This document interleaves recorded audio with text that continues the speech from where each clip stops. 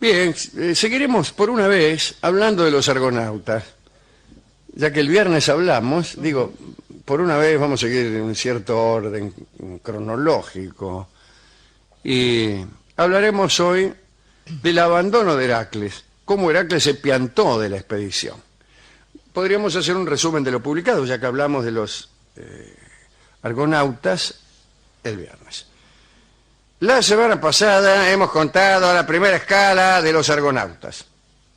Aquella tropa que en los mitos griegos salió en busca del vellón de oro que estaba en Cólquide. En aquella primera escala tuvo lugar el episodio de la isla de Lemnos, aquel sitio donde las mujeres despedían un olor nauseabundo por causa de una maldición divina. Entonces, en virtud de este olor, los maridos de las mujeres de la isla de Lemnos dejaron de yacer con ellas, mitad por asco, y fueron en busca de otras novias en Tracia. Indignadas por este abandono, las mujeres lemnias, con mal olor y todo, los mataron a todos. En ese, un año después, creo, de aquel crimen, llegaron los argonautas, y acá se explica, el maleficio oloroso había terminado. Cuando llegaron los argonautas, el maleficio oloroso había terminado. Está bien, que yo lo molesté el otro día preguntándole. Bueno.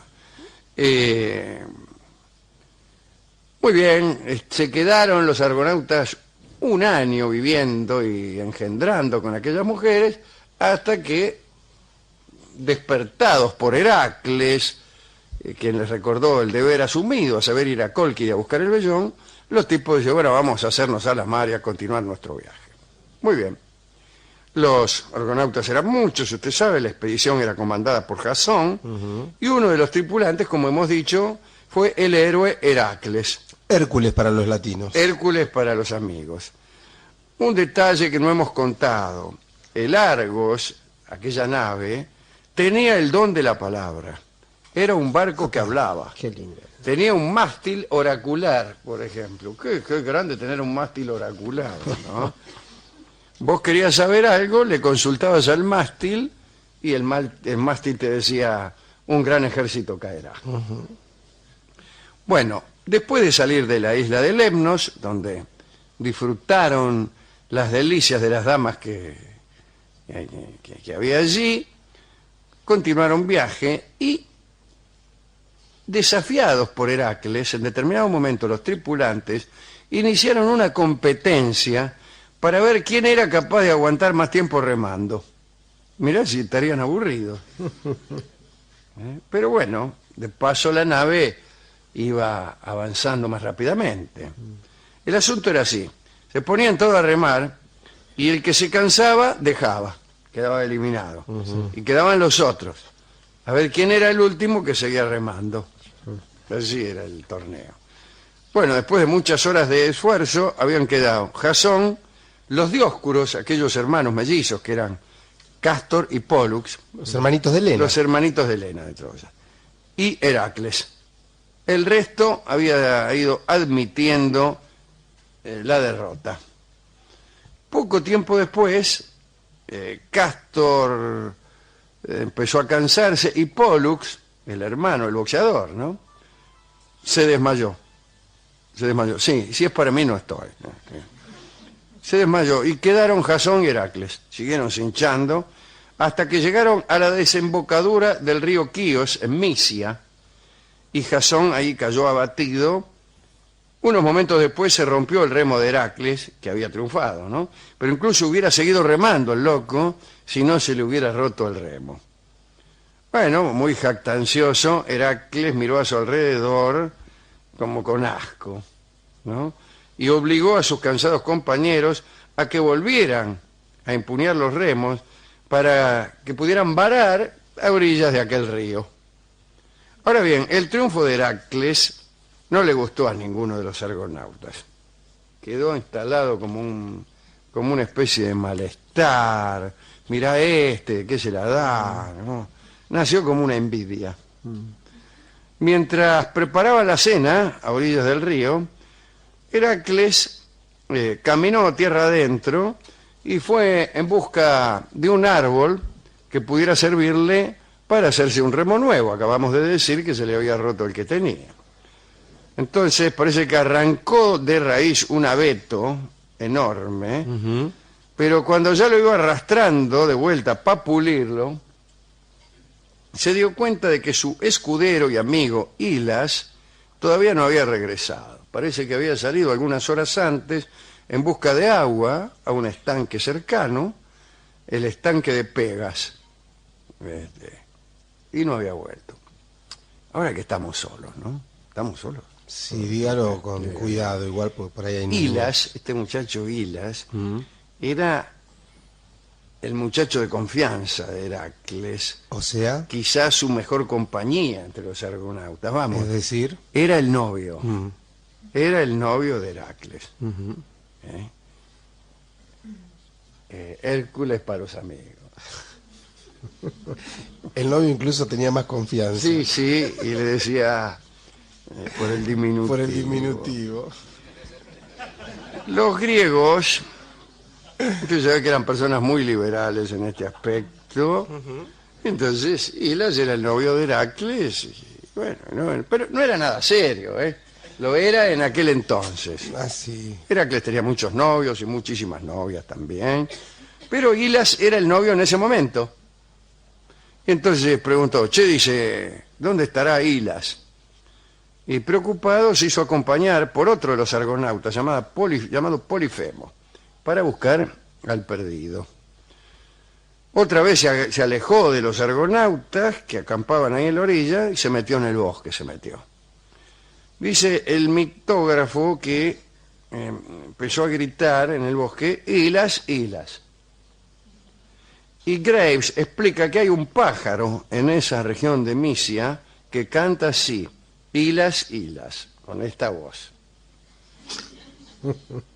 Bueno, Heracles y Polifemo se separaron para mejor buscar, al rato volvieron a encontrarse, y Polifemo le dijo que había oído a Hilas que gritaba pidiendo ayuda, ayuta, ayuta.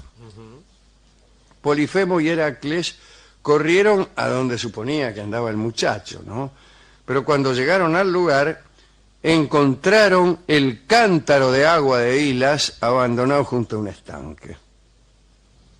Heracles y Polifemo siguieron buscando toda la noche y obligaron a los habitantes de aquella región, los misios, que eran personas muy pobres, según parece, Sí. a unirse a ellos en la búsqueda, pero todo fue en vano. En realidad, había sucedido lo siguiente. Driope y sus hermanas, las ninfas de Pegas, unas ninfas cualesquiera, se habían enamorado de Hilas. Lo vieron ahí con el cántaro en la mano y se enamoraron de él. Y le prometieron la inmortalidad y el amor, sin temor a la paradoja. Entonces, seducido, imagínense, Hilas las siguió. Al final terminó en las profundidades de una gruta de la que jamás pudo salir. Atención, niños. Cuando llevéis un cántaro y desde una gruta salgan unas ninfas y os prometan la inmortalidad y el amor en el orden inverso, desconfiad, porque os meterán en la gruta y ya no saldréis nunca más de Elia. Esto era para enseñar a los niños, ¿no? Sí, está bien. Pero esto no lo sabían Heracles y Polifemo. Quiero decir, esto no. Esto de que enseñamos a los niños, no. Lo que no sabía Heracles es que aquellas ninfas habían enamorado y raptado a Hilas. Y Polifemo también lo ignoraba, de modo que siguieron buscando. Al amanecer empezó a soplar una brisa favorable. Digo favorable a la nave Argos. Y los de la nave, como vieron que no aparecían ni Heracles ni Polifemo, dijeron, vámonos. Gente solidaria. Jasón ordenó que se reanudara el viaje. En verdad, esta decisión era hija de la humillación de la competencia de remo. Mirá qué chiquilines que eran. Bueno, para ir a buscar un vellón de oro a la Cólquida había que ser un poco chiquilín. Algunos argonautas protestaron E incluso intentaron hacer, llegado el caso, que la nave volviera, pero no. Ahí estaban los Dioscuros, Castor y Pólux, y también Calais y Cetes, los hijos alados de Bóreas, el viento del norte, que dijeron no, vámonos, qué sé yo, qué nos importa, etcétera. Y así fue como los argonautas abandonaron a Heracles en Misia y lo dejaron fuera de la expedición que buscaba el vellón de oro. Algunas versiones indican que el mástil oracular del Argos había indicado que dejaran a Heracles, puesto que pesaba demasiado para llevarlo a bordo. No parece la respuesta de un oráculo, ¿no? No. Heracles y Polifemo quedaron entonces solos en Misia, continuaron la búsqueda de Hilas, incluso amenazaron con devastar toda la región si los habitantes no prestaban ayuda. Pero no hubo caso, no apareció más. Polifemo se estableció allí, cerca de Pegas, y construyó la ciudad de Quío, donde reinó. Reinó hasta que los calibes lo mataron en una batalla. Bueno. Mientras tanto, Heracles, desde luego, reanudó las aventuras que todos conocemos. Dejó, eso sí, un encargo a los misios. Debe decirse misio, en este caso, y no millo. Millo tiene que ver con milladura o milladura. Misio quiere decir de pobre condición, de poco valor también. Filomisio, por ejemplo, es un novio pobre. Tiene un filomisio. Se usa también el inciso filomisio para designar un cuento, un viejo cuento, uno del cuento del tío, finalmente, un cuento de estafadores. Sí. Le hizo el filomisio. Le hizo el filomisio y en realidad es uno de los cuentos que consiste en juntar plata para los muebles con una novia y tomársela con toda la guita. Ese es el filomisio, pero por extensión se denomina también filomisio a todo otro cuento por el estilo, como por ejemplo venderle a un tipo un buzón, el tocomocho, esas cosas. El tocomocho, ¿Qué es el tocomocho? El tocomocho es un filomisio también, pero tiene nombre propio. El tocomocho es un tipo que te muestra un montón de guita que en realidad es guita en el billete de arriba. Todo lo demás son papeles. Papeles de diario. Este es el tocomocho, para hacer creer que tenés plata y hacerle aceptar a alguien un negocio que no sé. Le muestran así, usted Le toma, muestran así y después le dan y se- la guita y se la cuando cambian por alguna y otra luego cosa y cuando el advierte, tipo claro. se va a disfrutar del dinero son todos papeles de la pizzería. Así que no hay que confundir tocomocho con filomisio, pero tampoco con misio, en el sentido de habitante de Misia, ahí en la desembocadura del río Quíos. En este caso, el encargo de Heracles a los misios no fue a los pobres, sino a los habitantes de Misia. Bueno, este encargo fue el siguiente. Que ofrecieran sacrificios una vez al año a Hilas, cerca de Pegas. El sacerdote en aquellos sacrificios pronunciaba 3 veces su nombre, el nombre de Hilas. Hilas, Hilas, Hilas, y los devotos simulaban una búsqueda en el bosque. Cuentan los mitógrafos que existió una venganza tardía de Heracles sobre algunos de los que decidieron abandonarlo en Misia, los argonautas, ¿no? Su venganza cayó especialmente sobre Calais y Cetes. Calais y no Calais, ya que son griegos y no franceses. Calais y Cetes son Los sábados por casualidad mucho tiempo que claro, se hace pasar la de Tenos con los y tipos. son los primeros que se anotan. Y los mató redondamente. Nada, no, todo se a veces era tan ingeniosa.